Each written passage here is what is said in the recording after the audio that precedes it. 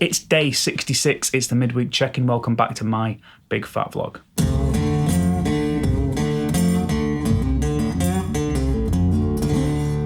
Hello guys, how are you doing? Welcome back. Thanks for joining me. So this week is going epically good. Probably one of the best weeks I would say that I've had as far as food and training goes. The last couple of weeks, the food has slipped. It's really easy to let that happen.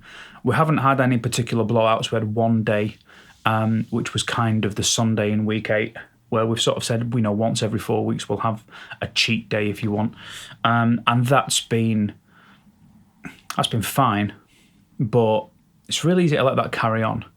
I remember when I've done diets in the past and I've had a cheat day, it's never been a cheat day. If cheat day was a Saturday, then your cheat day started after midnight on Friday and stopped sometime on Monday and ended up being like a cheat long weekend, So I've got to be really mindful of that because I know what I'm like and I will let that slide a little bit. So yeah, we're properly back on the food. Ash has been a ninja with it this week. So she's been keeping on top of it and it's been amazing. Training wise, Monday I did the hardest squat session I've done so far. Today I did the hardest deadlift session I've done so far. And yesterday I did a core yoga workout. And then after all of those workouts, I've been doing either an hour 20 on the bike on weight days or an hour 40 on the bike on yoga days.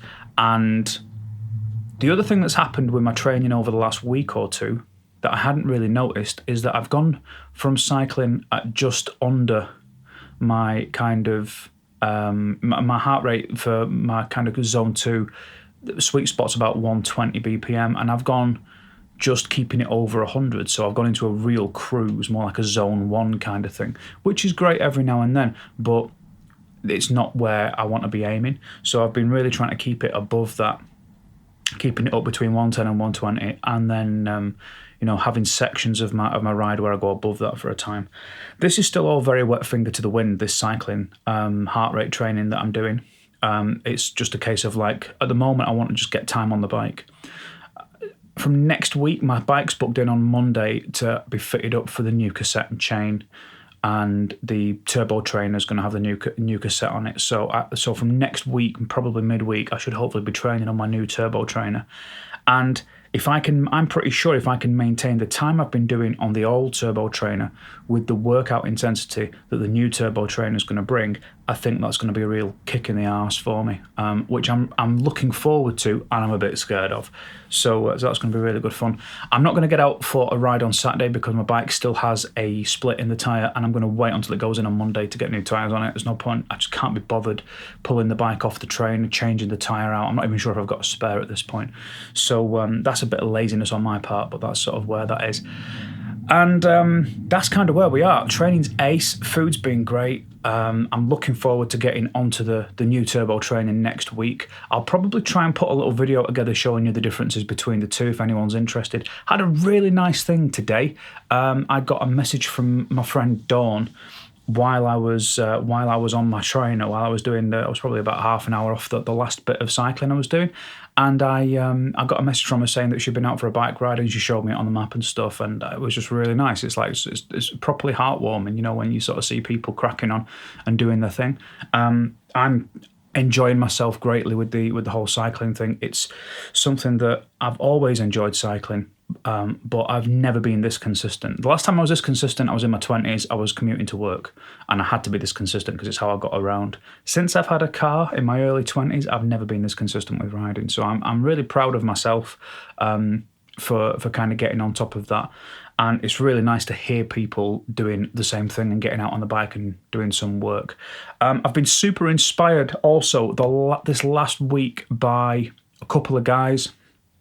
One called Mark Beaumont, who you may have heard of. Mark Beaumont broke the round the world cycle record 10 years ago plus maybe, and filmed a documentary while he was doing it. And then not long ago, maybe a couple of years ago, he broke he got it down to something like 180 odd days the first time round, and then the second time round he did it in under 80 days. He did it in like 78 days and hours.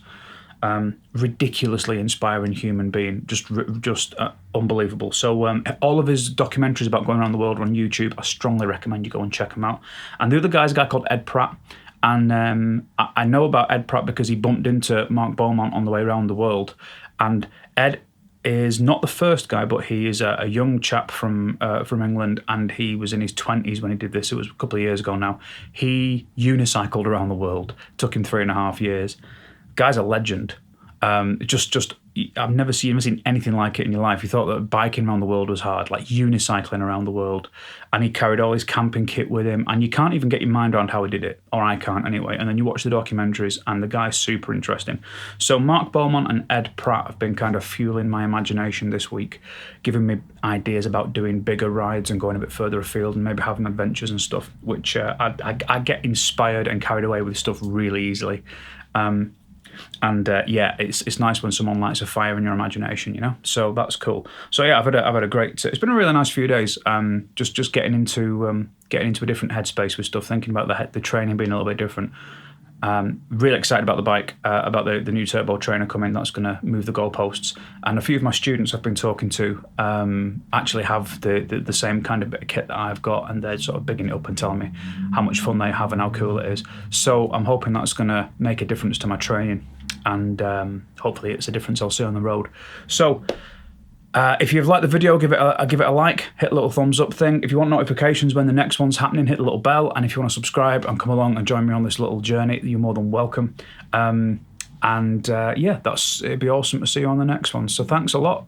Leave anything you've got going on yourself in your comments, or if we're friends, drop me a message when you're training like Dawn did, because that really cheered me up. Have a great week. I will see you back here on Sunday for a weigh-in. See you soon. Take it easy.